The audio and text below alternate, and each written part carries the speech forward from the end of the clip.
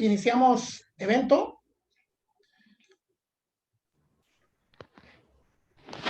Abran las pantallas.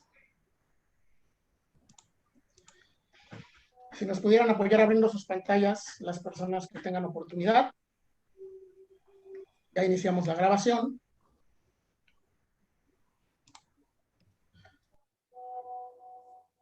Buenos días.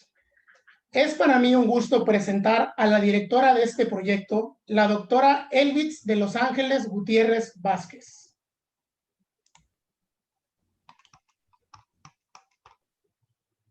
Innovar es una actitud de riesgo cuyo principal riesgo es no practicarla.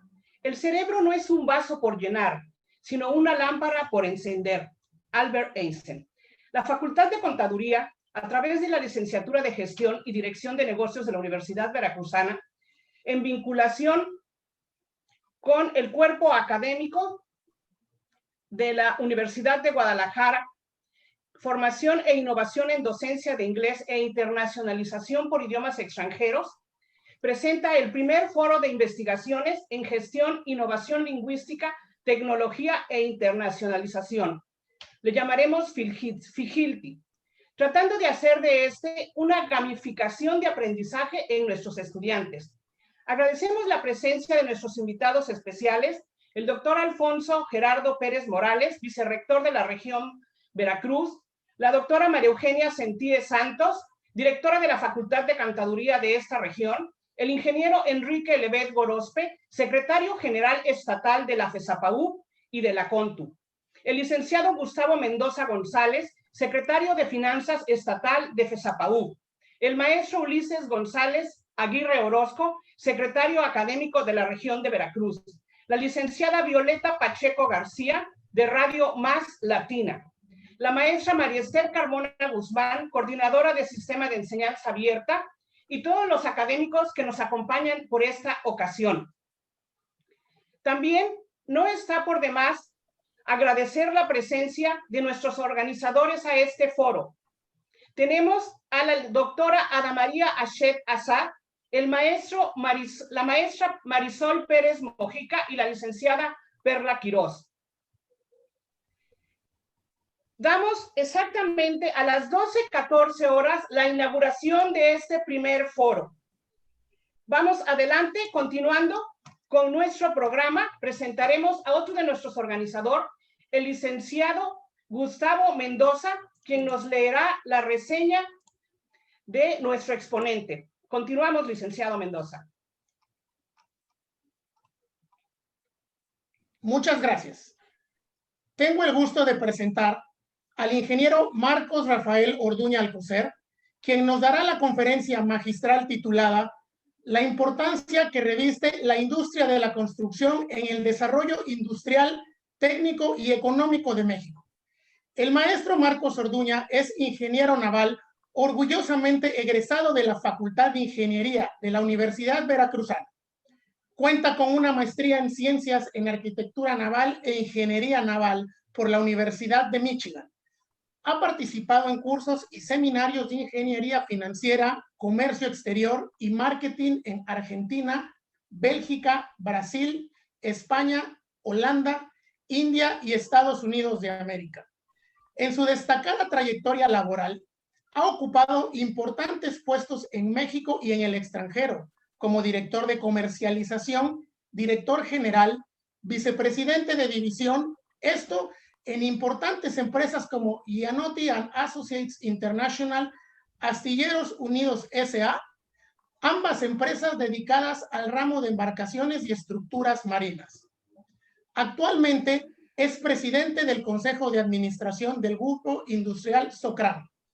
En el ámbito académico, ha sido profesor en la Facultad de Ingeniería Naval de la Universidad Veracruzana y también profesor de la heroica Escuela Naval Militar de Antón Lizardo en Veracruz. El ingeniero Marcos Orduña ha ocupado importantes puestos en diversas cámaras y asociaciones, en su mayoría como presidente. Algunas son Instituto Panamericano de Ingeniería Naval, IPIN, con sede en Río de Janeiro, Brasil, Asociación de Arquitectos Navales e Ingenieros Mecánicos, Ingenieros Marinos de Estados Unidos de América, Cámara Mexicana de la Industria de la Construcción, presidente de la especialidad de Ingeniería Naval de la Academia de Ingeniería, Cámara Nacional de la Industria de Desarrollo y Promoción de Vivienda, Canadevi, y Consejo Coordinador Empresarial. Actualmente es presidente del Consejo Directivo de la CEMIC Delegación Veracruz y vicepresidente nacional de Infraestructura Energética de la CEMIC Nacional. Ha impartido más de 50 conferencias en México y en el extranjero. Es comentarista, editorialista de Grupo Imagen Noticias. Ingeniero, es un honor tenerlo en esta su casa, la Universidad Veracruzana. La palabra es suya y le otorgo privilegios para que pueda usted utilizar la palabra. Hola, muchísimas gracias.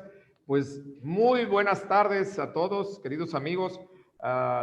Obviamente, agradeciendo la invitación que me hicieran de participar en este importante evento, sobre todo pues los participantes de la Universidad Veracruzana, que es mi alma mater, todos los jóvenes que están estudiando y sobre todo a mis amigos, al ingeniero Enrique Levet Gorospe, está obviamente el vicerrector, el doctor Pérez Morales, a Gustavo Mendoza, a la doctora Elvis Gutiérrez y a todos ustedes que nos conocemos pues prácticamente de toda la vida. Igualmente a todas las personas de la Universidad de Guadalajara, del área académica y sobre todo a los alumnos. Bueno, vamos a tocar un tema bastante interesante. No sé si ya se abrió para poner la conferencia. El tema, fíjense que el tema de la industria de la construcción a nivel internacional, pues es sumamente importante, ya que es un termómetro del desarrollo económico de cada país. En México, por ejemplo, la industria de la construcción aporta aproximadamente un 6.5% del Producto Interno Bruto y genera más de 6 millones de empleos, tanto directos como indirectos, porque está involucrado todo lo que son, por ejemplo, vías de comunicación, carreteras, construcción de puertos, construcción de aeropuertos, todo lo que es construcción de naves industriales, lo que son embarcaciones marinas, plataformas perforadoras, refinerías, terminales marítimas, hidroeléctricas, edificios de oficinas, vivienda. Es decir, estamos involucrados prácticamente en más de 170 de las 230 ramas industriales que tiene subdividido el INEGI en este sector y en este nicho industrial a nuestro país. Entonces es sumamente importante. Y por ejemplo, ¿qué fue lo que significó esta industria a nivel mundial en el año 2018? ¿Cuánto se invirtió alrededor del mundo? El primer polo de inversión que se realizó fue en Asia. En Asia se invirtieron más de 2 billones de dólares, que en el área, por ejemplo, los americanos dirían trillones de dólares, fue el punto número 1. El siguiente punto fue Europa, con 1.11 billones de dólares, y posteriormente fue América del Norte, con 964 mil millones de dólares, y vamos a dividir aquí América del Norte, Estados Unidos y Canadá únicamente, porque el cuarto polo de desarrollo fue América Latina. De México a Argentina se invirtieron más de 327 mil millones de dólares tan solo en el año 2018, y posteriormente, como lo podemos ver, África, que es 148 mil millones de dólares, y posteriormente Oceanía. Lo que es América Latina, pues estamos hablando que están afiliados más de 30 mil empresas, más de 20 millones de empleos se han generado de forma directa en todos los países de nuestro continente de habla hispana, exceptuando Brasil, obviamente. Entonces, esto es un termómetro prácticamente de lo que significa para todos los países lo que es la inversión en obras de infraestructura. Ahora, ¿cuáles son para nuestro país los principales retos que tenemos? Invertir más e invertir mejor. Una de las cuestiones que, por ejemplo, en la Comisión Económica para América Latina y el Caribe, que se conoce como CEPAL, indica que para que un país pueda tener un desarrollo económico estable, debe de invertir entre el 5 y el 8% de su Producto Interno Bruto. Es lo que indica prácticamente la CEPAL para que todos aquellos países en vías de desarrollo puedan tener la generación de empleos, tener una situación económica y financiera estable. Entonces, otro de los puntos importantes es fortalecer la inversión privada. Eso es algo fundamental. Y por cada peso, obviamente que el sector público invierta, se deben de invertir 20 pesos por parte del sector privado. Pero obviamente, siempre y cuando haya las condiciones de estabilidad y seguridad para realizarlo.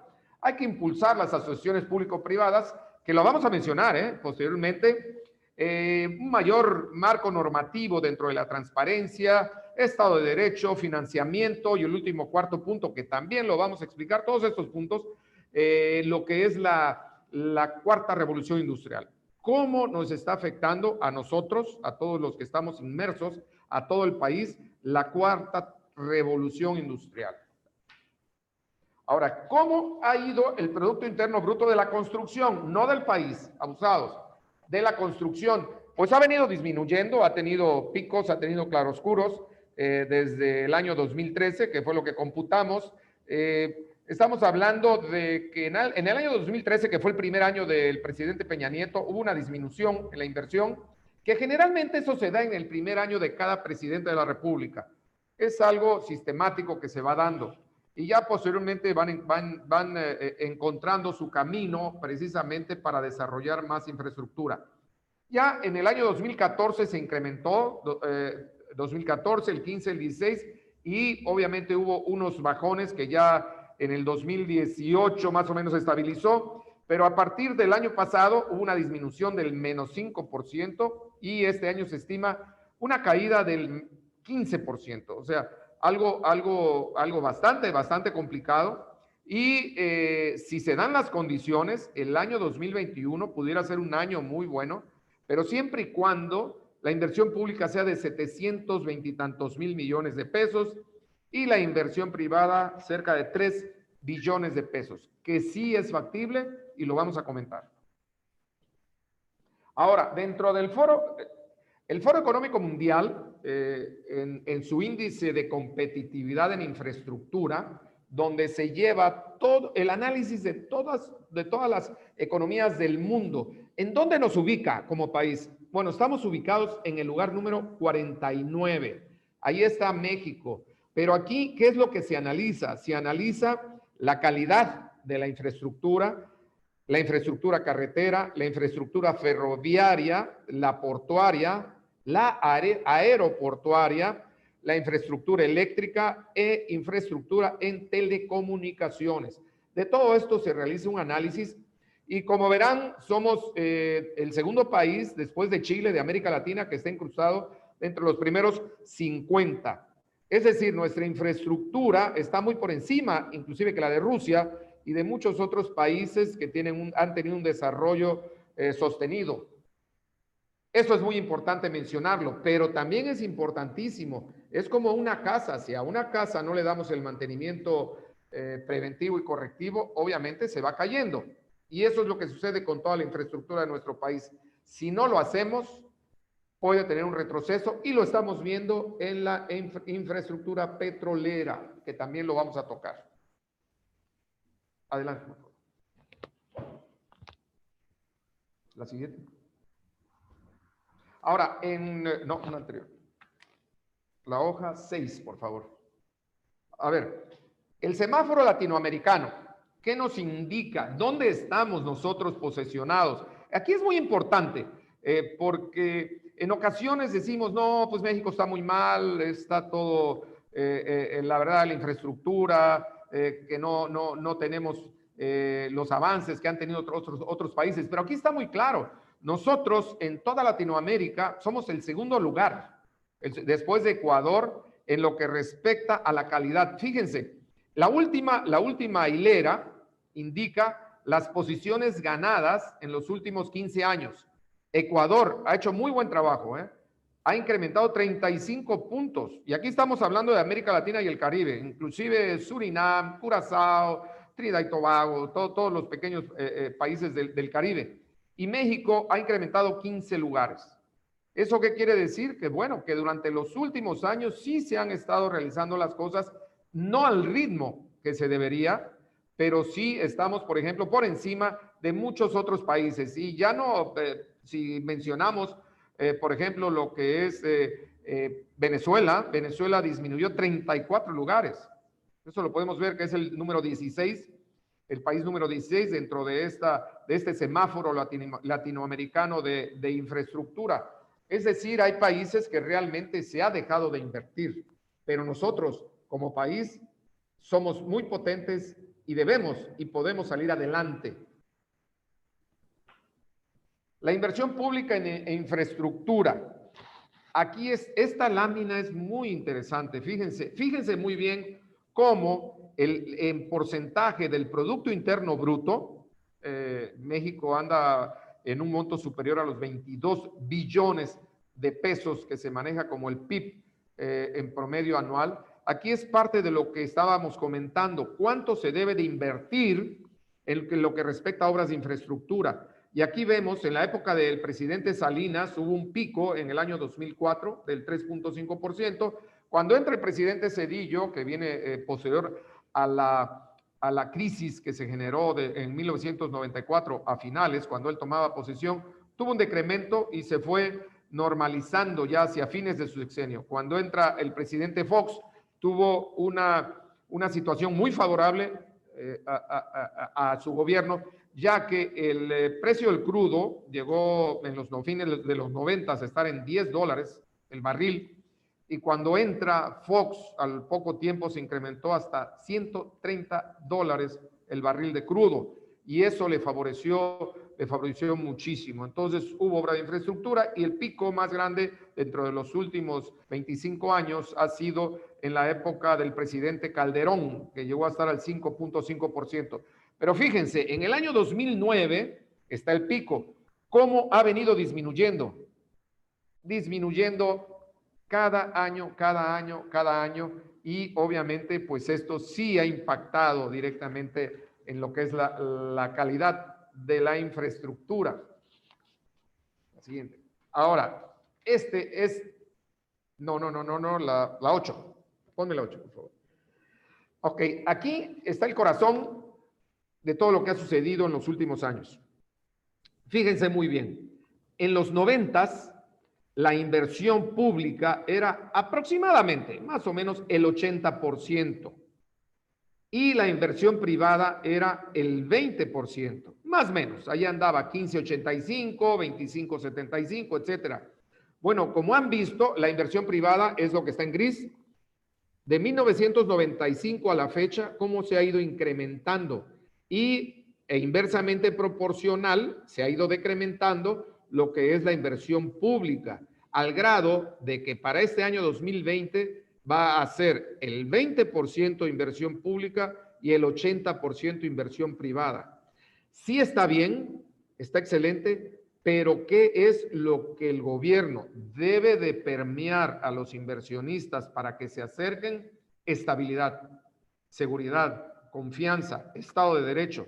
Son muchas variables para que los inversionistas puedan invertir 3 billones de pesos cada año en nuestro país para, obviamente, impulsarnos a alturas que nunca hemos tenido. Entonces, esto es muy importante, que la misma confianza que tanto los inversionistas mexicanos como extranjeros puedan percibir de los gobiernos en turno. Eso es lo que va a incidir para que la inversión privada se incremente. Entonces, aquí está muy claro, clarísimo lo que se está generando en los últimos años.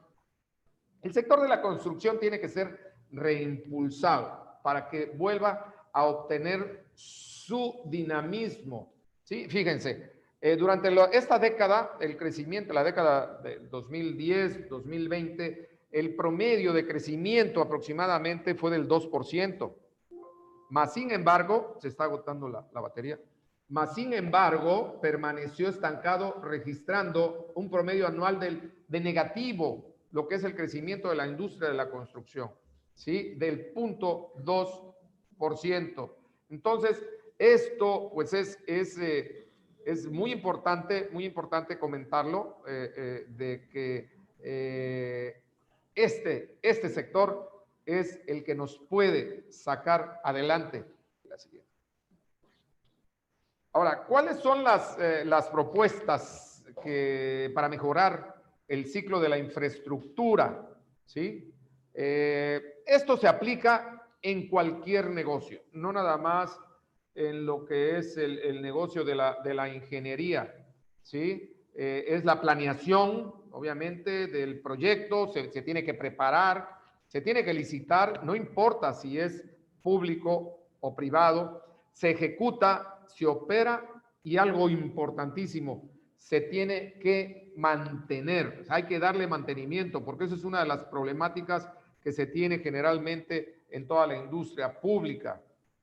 Los 5 temas, ¿cuáles son los 5 temas importantísimos y fundamentales para esta agenda de trabajo? ¿Sí? Se tiene que realizar, y eso es urgente, e instrumentar y crear un instituto autónomo de planeación de infraestructura a largo plazo.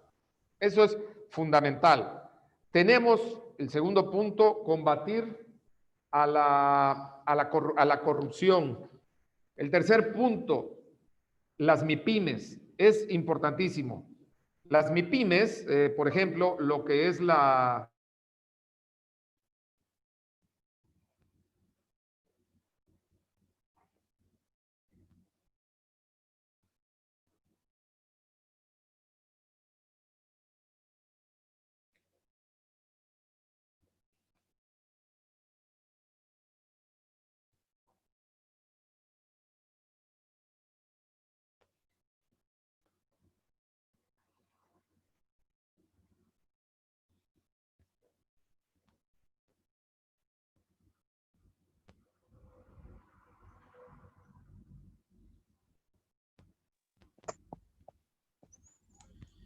No se escucha nada. ¿Me escuchan a mí?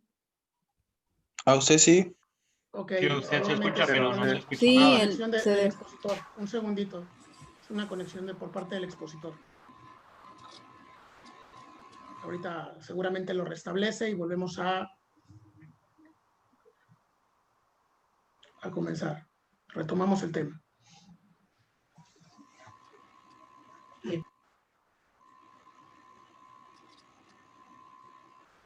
Ingeniero Marcos, ¿nos escucha?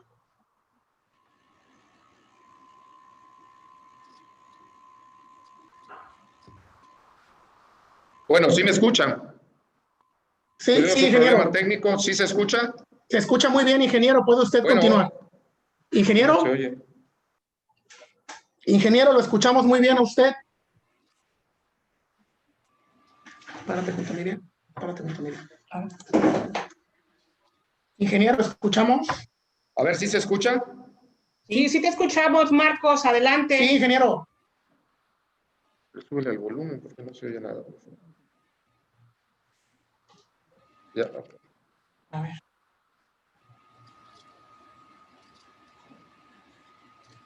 Ingeniero. A ver, hablando de la cuarta revolución industrial, estos son los Muy problemas que nos encontramos. Bueno, ¿Ya me logra usted escuchar, ingeniero?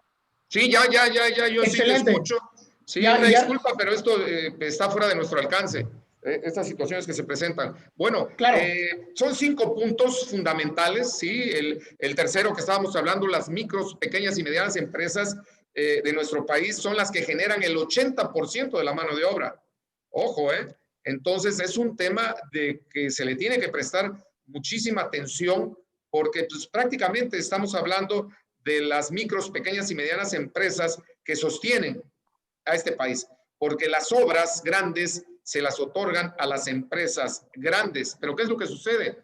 Subcontratan a destajo a las empresas mexicanas, micros, pequeñas y medianas. Otro de los puntos muy importantes es validar las empresas de la construcción. Es importantísimo porque aquí hay muchísimas situaciones que se presentan que afectan la calidad y el realizarlas en tiempo y forma, todas las obras. Y el quinto punto, esquemas de financiamiento para infraestructura. Bueno, vamos a tocar todos los puntos en el cual vamos a ver.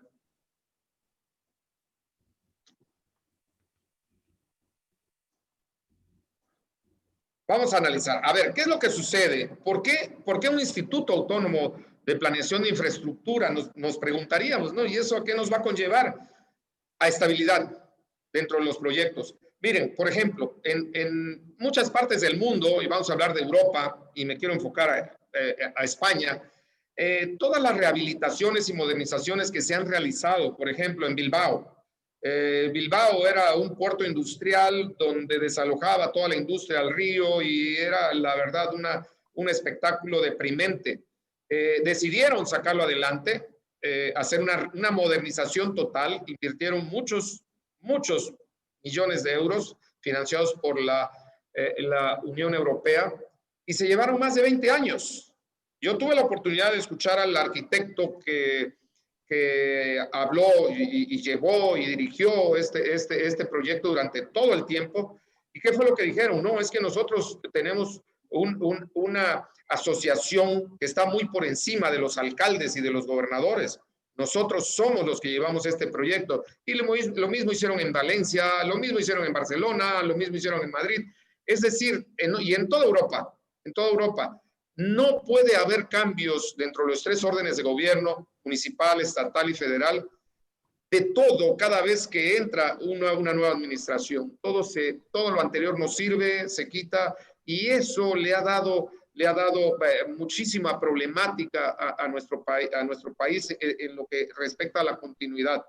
Entonces, este tema es fundamental precisamente para poder continuar con los proyectos tales y como se planearon. Y el caso muy concreto, ¿no? Lo acabamos de ver con la construcción del aeropuerto de la Ciudad de México, en Texcoco. Entonces, no decimos si está bien, si estuvo mal, no, decimos de la continuidad. A eso nos estamos refiriendo, de los diversos trabajos que se ejecutan en el país año tras año tras año. Otro de los puntos que nos ha afectado muchísimo son las acciones que se realizan de corrupción continuamente y constantemente, y eso afecta muchísimo porque luego se llevan a cabo acuerdos donde los diferentes, no todos, aclaro, hay gente intachable, gente proba, políticos de primera, de 10, que sí cuenta nuestro país con los políticos. Pero se dan los casos que dan los anticipos y esos anticipos nunca se aplican. Entonces, de las diferentes obras. Son situaciones que nos han venido afectando. Y bueno, ya hay una ley nacional anticorrupción, se creó la ley general vigente y nosotros estamos elaborando un protocolo de integridad empresarial avalado por la Secretaría de la Función Pública. Ahora, ¿cuál es la situación con las MIPYMES? Por ejemplo, en la industria de la construcción nosotros somos aproximadamente 12,000 afiliados en todo el país, a lo largo y ancho de todo el país. 10,000 son micros, 900 pequeñas y 600 medianas, los cuales nos dan 11,500. El otro 4%, que son 500 empresas, son las grandes del país. Sí, pero este 96%, como lo comentaba, genera más del 80% de la mano de obra. Entonces, es importantísimo este tema. Se debe de maximizar las oportunidades de trabajo. ¿Por qué? Porque aquí intervienen, por ejemplo, los jóvenes que obviamente traen el emprendurismo en el corazón y quieren hacer algo y poner su propia empresa, etcétera. Aquí es muy importante, con el objeto de no caer a las estadísticas de los 12, 18, 24 meses, que 8 de cada 10 empresas que nacen en MIPYMES se ven envueltas en muchísimos problemas. Nosotros estamos trabajando en esta situación para darles todo el apoyo a las empresas nacientes. Y estamos pidiendo una serie de cosas precisamente ante el gobierno federal para que haya un porcentaje obligatorio de anticipos, porque ya ahorita la tendencia es que no hay anticipos. Entonces, si una empresa pequeña de reciente creación, o no importa que tenga varios años, tiene la necesidad, obviamente, de generar ingresos para seguir adelante y para vivir, para sobrevivir, pues obviamente le piden, oye, vamos a concursar y si ganas, tú tienes que entrar con recursos propios. ¿De dónde lo va a sacar? ¿De dónde lo va a generar? Entonces se necesitan las fuentes de financiamiento obligatorias para poder salir adelante. Debe de haber programas institucionales para fortalecerlas y que un porcentaje de la obra pública sea canalizada un 35% a las micros, pequeñas y medianas empresas. Esto ya está tipificado en la Ley para el Desarrollo de la Competitividad de la Micro, Pequeña y Mediana Empresa. Ya está. El problema es que no se aplica, ¿sí? Entonces, esta es una situación complicada para las empresas, sobre todo de reciente creación, micros, pequeñas y medianas empresas. Ahora, ¿cuál es el tema? Hay un tema aquí importante, ¿sí? La validación. La validación de las... me quisiera regresar, fíjense, al primer punto, el tema del Instituto de Planeación, porque aquí es importante que lo mencionemos, el tema de la infraestructura. Hay algo que, por ejemplo, los que hemos tenido la oportunidad de andar en las carreteras americanas, decimos, qué bárbaro, es lo mismo que si estuviera uno manejando en Montana, en Nueva York, en Miami o en Los Ángeles, son las mismas especificaciones por todos lados. Pero ¿qué fue lo que pasó?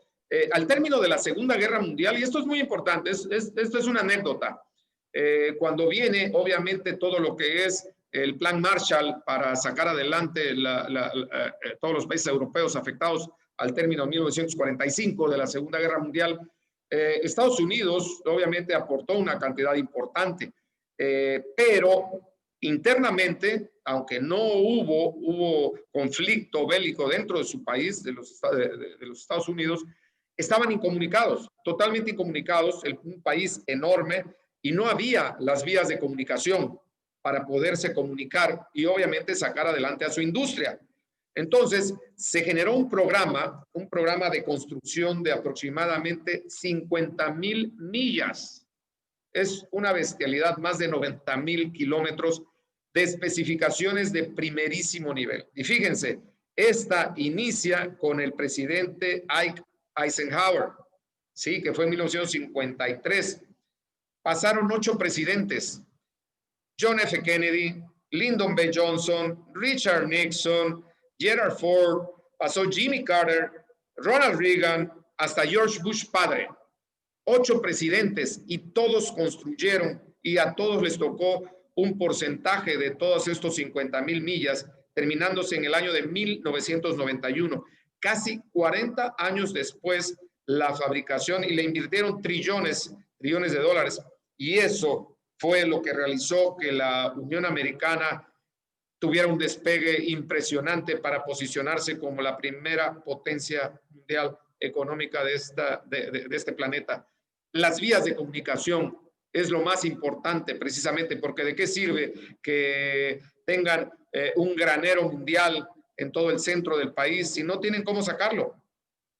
¿Cómo lo van a desplazar hacia las diferentes costas para su exportación o para el consumo interno? Obviamente pensaron muy bien. Por eso es que nosotros, como técnicos, ¿qué es lo que pensamos?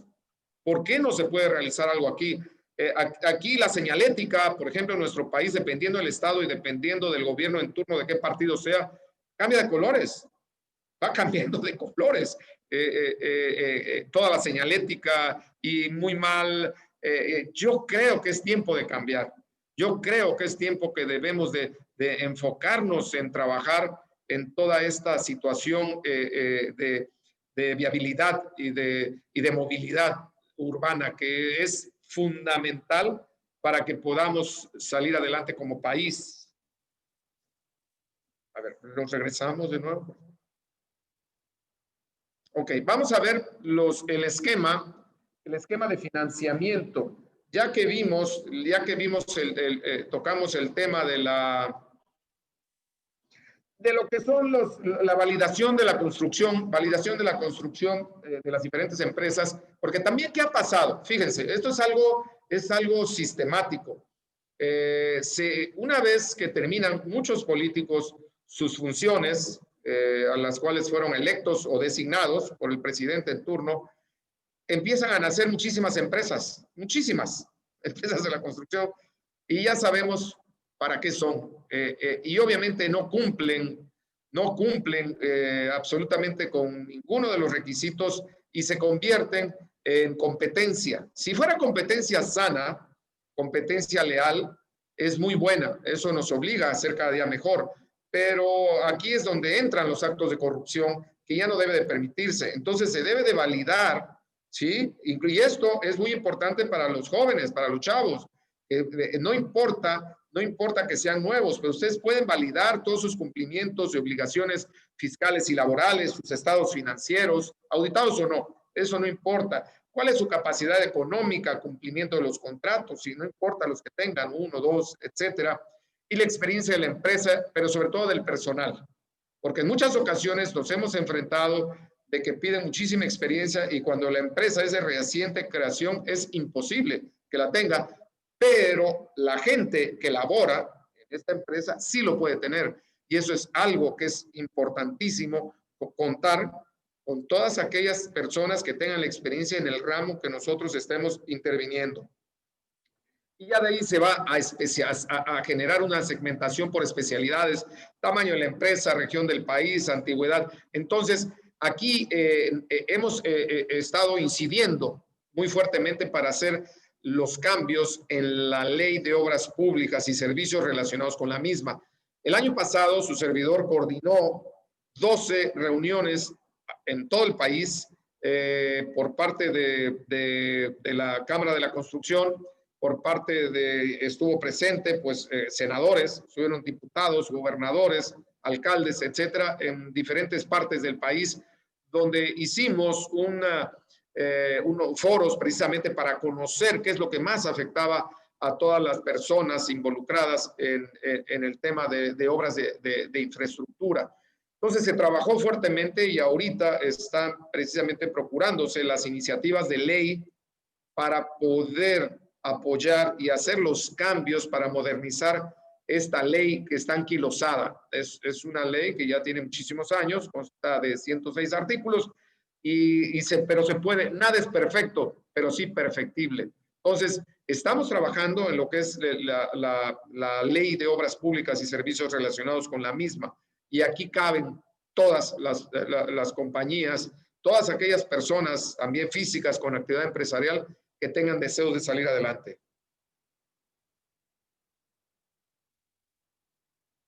Ahora, ¿cuáles son los principales puntos de financiamiento? Porque todos, para iniciar una obra necesitamos dinero, porque no somos bancos, no somos bancos.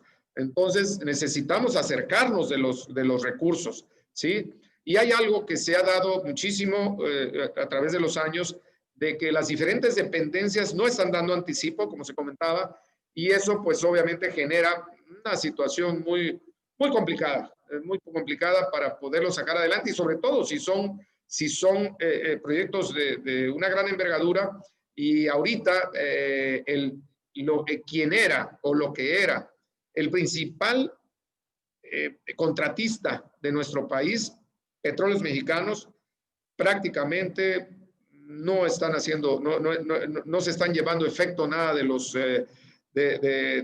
todo lo que realizaban, de todo lo que realizaban año tras año de mantenimiento, construcción, etcétera. Y eso nos ha afectado muchísimo el que Petróleos Mexicanos no tenga ya la obra que miles y miles de empresas pudieran realizar. Entonces, la obra pública, que es la obra pública tradicional, y hay la obra pública financiada. La obra pública tradicional es donde en el proyecto de egresos de la Federación que se presenta en octubre de cada año es aprobado en el Congreso, Cámara Alta, Cámara Baja, etcétera. Ahí viene una cantidad de recursos designadas para X o Y obras. Y asimismo, el Congreso le autoriza una cantidad para financiarse a la dependencia que sea a través de préstamos, etcétera. Pero aquí es lo más importante. Ningún país, absolutamente ningún país, ni Estados Unidos, tiene y cuenta con todo el dinero del mundo para realizar y llevar a efecto todas sus obras que cubran sus necesidades. Ninguno. Tiene que intervenir la iniciativa privada. Y vamos a hablar de un ejemplo muy claro. Autopistas concesionadas con derecho de cuota. Todas estas son a través de diferentes esquemas en los cuales se lleva un acuerdo entre la iniciativa privada y los gobiernos, gobierno federal, gobiernos estatales o gobiernos municipales, en los cuales la iniciativa privada realiza la inversión y una vez que empieza y entra en vigor, empieza a funcionar y entra en vigor esta carretera, bueno, se ve qué porcentaje se le tiene que aportar a la federación de todos los ingresos que perciben mes con mes. Claro, son inversiones a largo plazo, no son en meses, como en 5, 20, 30 años, etcétera. Pero esto es fundamental.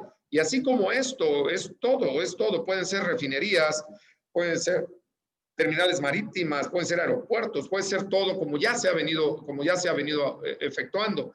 Muchas de las concesiones que tienen diferentes aeropuertos que ha realizado el gobierno federal es la iniciativa privada que cuentan con esos aeropuertos y le están dando muy buen servicio a la población, aporta el dinero a la federación o al Estado y es un ganar-ganar.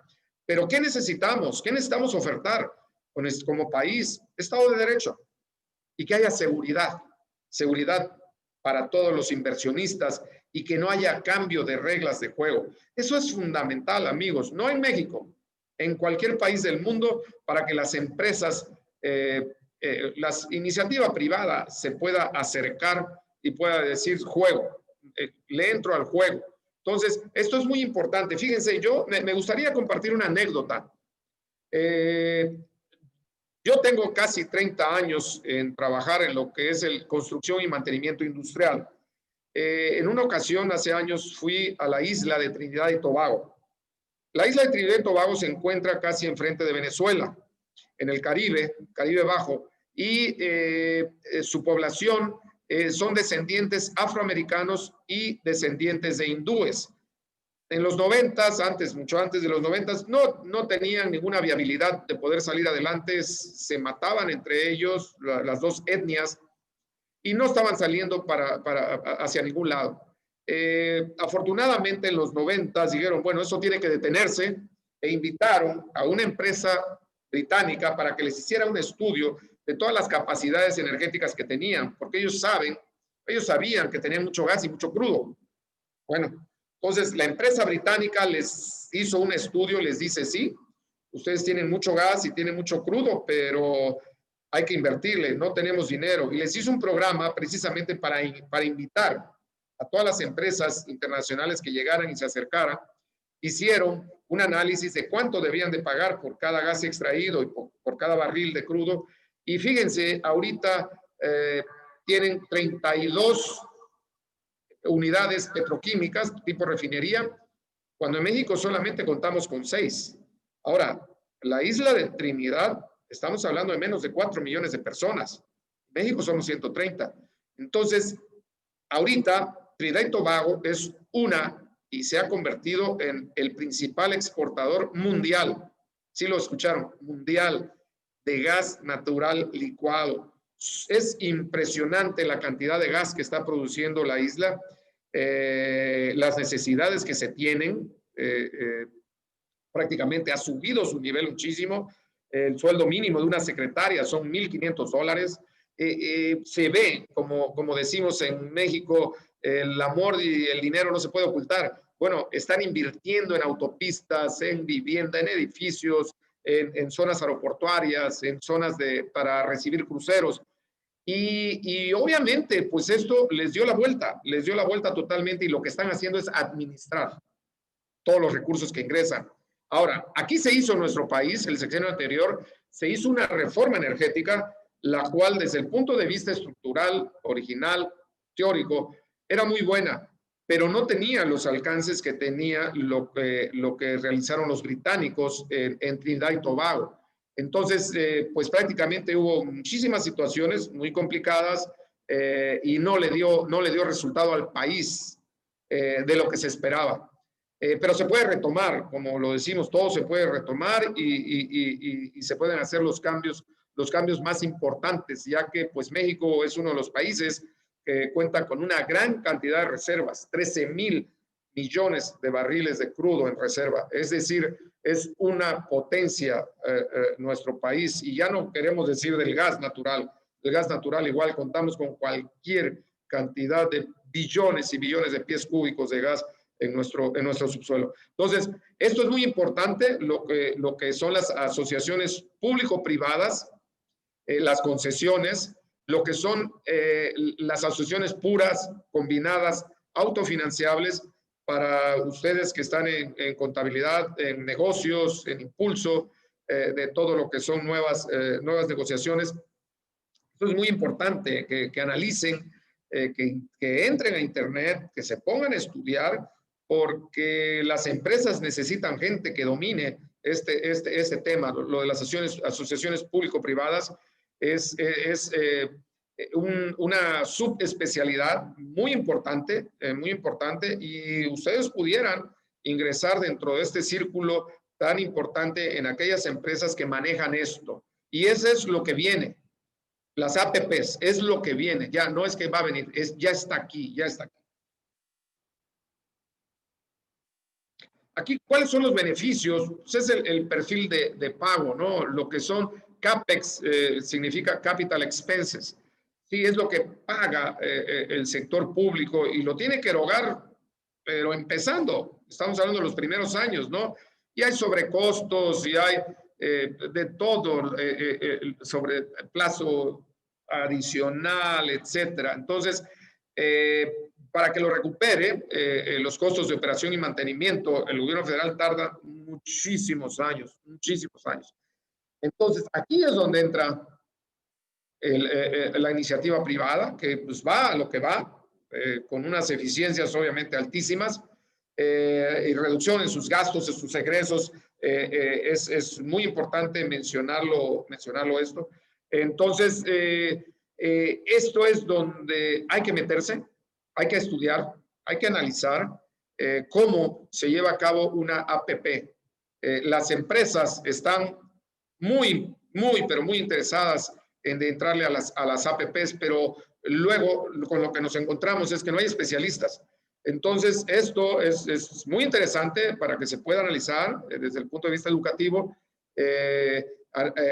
y obviamente exponerlo a los jóvenes. Se puede hacer a través de seminarios, etcétera, porque el futuro que tenemos ya encima está aquí, y era lo que comentaba. Tenemos que hacerlo, tenemos que salir adelante.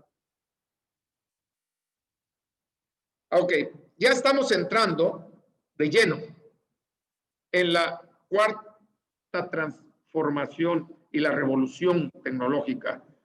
¿Sí? Actualmente ya lo que se conocía como la actividad normal de hacer el estudio de mecánica de suelos, y el edificio se le tiene que pilotear, cómo está el subsuelo, si es inestable, si es rocoso, y de ahí viene obviamente la losa de cimentación y se sigue construyendo. Eso ya cambió. Eso ya cambió. Ya ahorita se utilizan muchísimas otras técnicas que son importantes mencionarlas. A lo mejor para los jóvenes, los millennials, pues ya están inmersos en lo que existe actualmente, pero sí me gustaría hablar, por ejemplo, ¿cuáles son las revoluciones industriales que ha habido? Bueno, la primera fue, inicia en 1750, 1840, inicia en Gran Bretaña, en el cual se descubre que alguien inventa la máquina de vapor, y obviamente esto afectó positivamente todo lo que era la producción textil, se inventan los ferrocarriles, barcos a vapor, etcétera, y le da un giro a la humanidad. Lo que era únicamente el transporte con carretas y animales de carga, y obviamente no había nada durante muchos siglos de avance, se da en esta revolución. La segunda revolución industrial de 1870, más o menos al inicio de la Primera Guerra Mundial, en 1914, el invento del automóvil, del avión, teléfono, radio, uso de gas, petróleo y electricidad.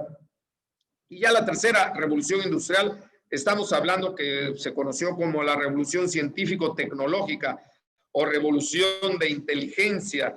Inicia a mediados del siglo XX, en 1950, por ahí, hasta inicios del presente siglo. Son ordenadores, computadoras inteligentes, internet, energías renovables, tecnologías de la comunicación, etcétera. Pero ¿qué es lo que está ahorita aquí? Lo que se conoce ya como la fusión de tecnologías. Esta fusión de tecnologías, hablamos de almacenamiento energético, inteligencia artificial, robótica, vehículos autónomos, impresiones en 4 dimensiones, en cuarta dimensión, nanotecnología, biotecnología, computación cuántica, o sea, algo impresionante. Y lo que es el BIM es BIM, es Building Information Modeling, que es lo que ya está aquí, en el cual se realiza a través de drones, de lo que es la tecnología, donde cualquiera puede estar diseñando lo que ustedes deseen. Vamos a hablar de un barco. Si estamos diseñando un barco, alguien va a estar diseñando la estructura del casco, otro todo lo que es la maquinaria, etcétera, pero todo está completamente unido, y con lo cual se van realizando todos los análisis en automático a través de diferentes aplicaciones. Ya ha cambiado, ya hay realidad virtual, realidad mixta, el uso de drones, escáneres, láseres, estaciones totales. Es algo, la verdad, impresionante, que ya lo tenemos aquí, ya está, y es con lo que ya se está trabajando en la industria de la construcción, lo que es la cuarta revolución industrial. Entonces, hay que estar muy abusados con todo lo que está llegando, pero aquí, ¿qué es lo más importante, amigos? México es un país precioso y maravilloso. Contamos con todos los recursos, con todas las reservas, lo que ustedes me digan, contamos con él. Tenemos acceso a 2 océanos. Muy pocos países en el mundo tienen acceso a 2 océanos. Nosotros tenemos el Océano Pacífico, el Océano Atlántico, que es el Golfo de México, el Caribe, etcétera. Contamos con toda la biodiversidad que muchos países no cuentan, diferentes tipos de climas. Tenemos recursos energéticos, pero lo más importante, la gente, nosotros somos un grupo de millones de mexicanos muy importantes para salir adelante, y contamos con las herramientas y contamos con todo lo necesario, y por eso es importante todo lo que es la tecnología, perdón, todo lo que es la educación, todo lo que ofrecen las diferentes universidades, asimilarlos, ver, analizar qué es lo que viene, qué es lo que sigue, con el objeto de poder alcanzar la grandeza que este país requiere, y que lo podemos lograr, lo podemos alcanzar. Eso a mí no me cabe absolutamente ninguna duda, pero los jóvenes, ustedes, los jóvenes son los que juegan un papel importantísimo de que se disfracen y se pongan la camiseta de sí puedo y sí lo voy a hacer. Entonces, todo esto, y para los amigos que nos están escuchando, que son ya empresarios, que son profesionistas maduros, igual, tenemos que seguir empujando, tenemos que salir adelante, igual meternos en todo lo que es lo nuevo, lo que está saliendo, lo que está surgiendo, y no anquilosarnos. Eso no lo podemos hacer porque nos vamos a ir quedando atrás. Y eso lo estamos viendo actualmente en todo lo que nos están pidiendo, inclusive la iniciativa privada que solicitan muchísima información, que en ocasiones nos quedamos, ¿y esto? Bueno, pues esto es europeo. Ah, caray. Entonces, pues te tienes que meter a estudiar, te tienes que meter a aprender para poder cumplir con todo lo que te piden. Entonces, el mundo está moviéndose muy rápido y México lo tiene que hacer. Nosotros contamos, repito e insisto, con toda la capacidad humana y con todas las facilidades y capacidad de lo que, la benevolencia que Dios tuvo con nosotros, precisamente todo lo que nos ha brindado. Bueno, pues eso prácticamente, queridos amigos, tenemos la información que ya la tienen ustedes, que es la que quería yo compartir de todo lo que existe actualmente y la importancia de la industria de la construcción en cualquier país. Es un termómetro de la economía, de cómo se está moviendo y hacia dónde se está moviendo. Les quiero dar las gracias, doctora Elvis, a todos mis amigos de la Universidad Veracruzana, de la Universidad de Guadalajara. Y una mega disculpa. Tuvimos una situación aquí técnica que se nos presentó de manera involuntaria, pero creo que lo pudimos resolver después de unos cuantos minutitos. Muchísimas gracias, doctora. Muchísimas gracias, licenciado Mendoza, a todos ustedes. Por ahí anda mi amigo Gustavo, el ingeniero Enrique Levet, pues todos, no sé si se llegó a conectar el vicerrector, que es mi amigo Alfonso, a todos ustedes, perdón si se me escapa alguien, discúlpenme, y a todos mis amigos de la industria de la construcción, que igual algunos se lograron conectar, y me da muchísimo gusto haberlos estado con ustedes y haber brindado esta humilde opinión de su servidor.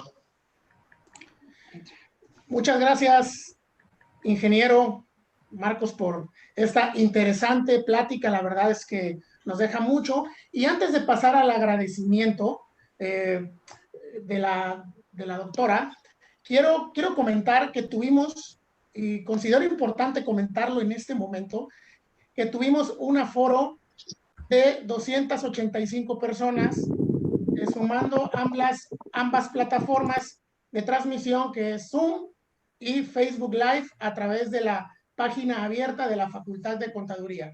Este video quedará grabado dentro de el Facebook de la Facultad de Contaduría y a su vez se lo haremos llegar a usted, ingeniero. Y quiero comentar una diferencia de momentos por cuestiones de privacidad entre los que nos acompañaban en el presidium virtual, ya que comenzamos la transmisión de Facebook desfasado, es decir, un poco más tarde que la transmisión, que el evento inicial en Zoom. Esto por cuestiones de privacidad, porque se mencionan nombres y posiciones. Siendo así, vamos a pasar a unas palabras de agradecimiento de la doctora María Eugenia Sentíes Santos, de la Facultad de Contaduría, directora de la Facultad de Contaduría.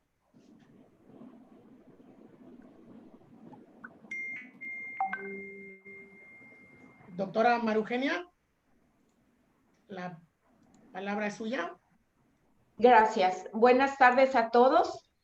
Bueno, pues agradecemos mucho al maestro Marcos Orduña Alcocer, presidente de la Cámara Mexicana de la Industria de la Construcción, por habernos hecho el honor de impartirnos esta importante conferencia con un tema tan importante, sobre todo para nuestros estudiantes y para todos. Y bueno, creo que es un tema y una conferencia que deberíamos escuchar todos los mexicanos. Algo tan importante y que tiene hay mucho que hacer, mucho que corregir. Le agradecemos de verdad mucho su presencia en el marco de este primer foro de investigación en gestión y innovación lingüística, tecnológica e internacionalización. Maestro Marcos, muchas gracias, de verdad le agradecemos y quiero decirle que está invitado, si usted nos los permite, a acompañarnos próximamente en algunas otras charlas y pláticas con temas tan interesantes como el que hoy nos expuso. Perdón.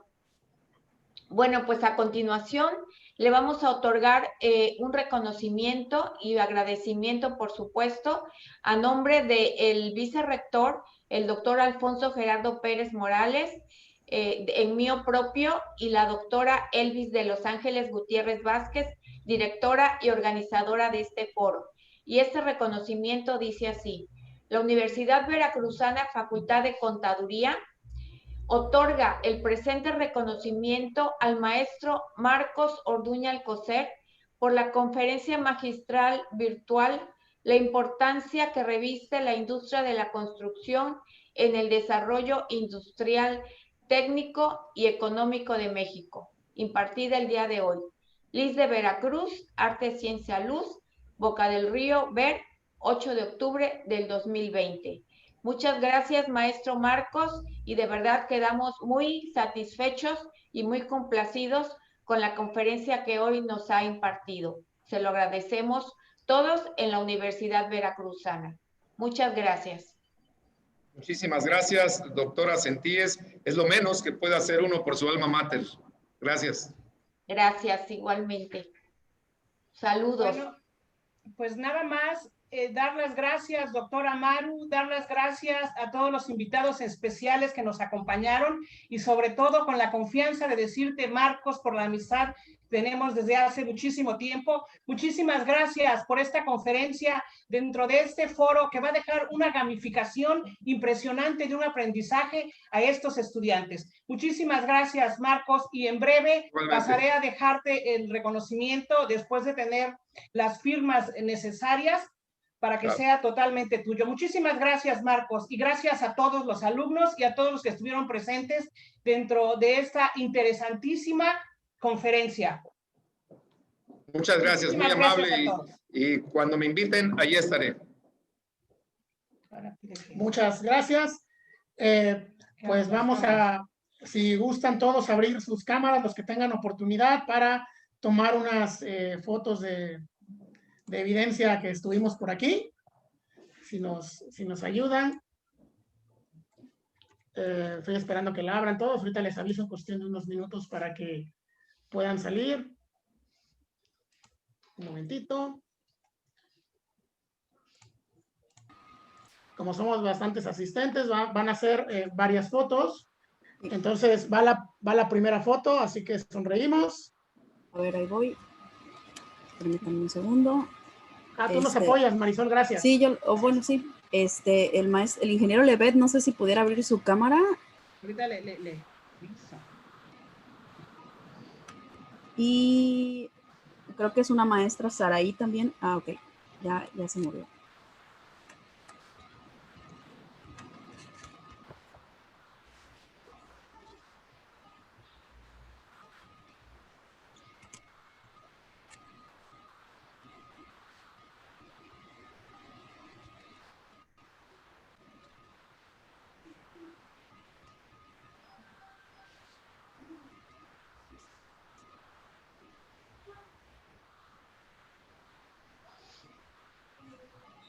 Adelante con las fotos, Marisol. Ok, comienzo.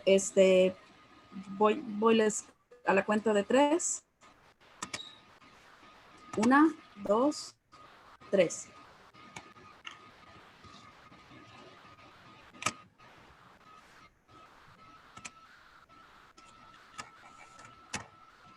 Voy de nuevo.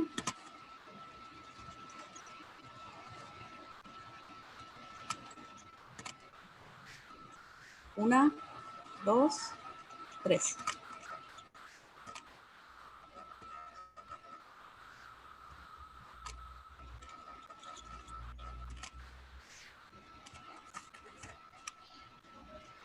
Una más, permítanme un segundo.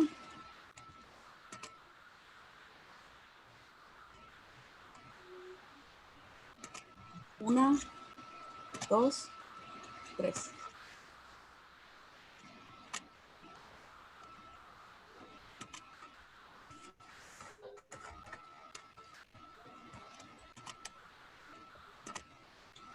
Ya termino con sus últimos compañeros. 1, 2, 3. Muchas gracias. Gracias, Marisol. Pues les agradecemos a todos nuevamente. Ingeniero, muchas gracias por compartir esta experiencia y conocimientos. Y pues podemos abandonar la sala. Un saludo a todos. Muchas gracias.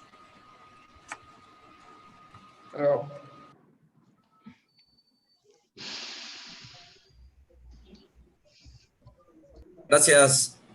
Buena tarde. Gracias, profesor. Oliveiras.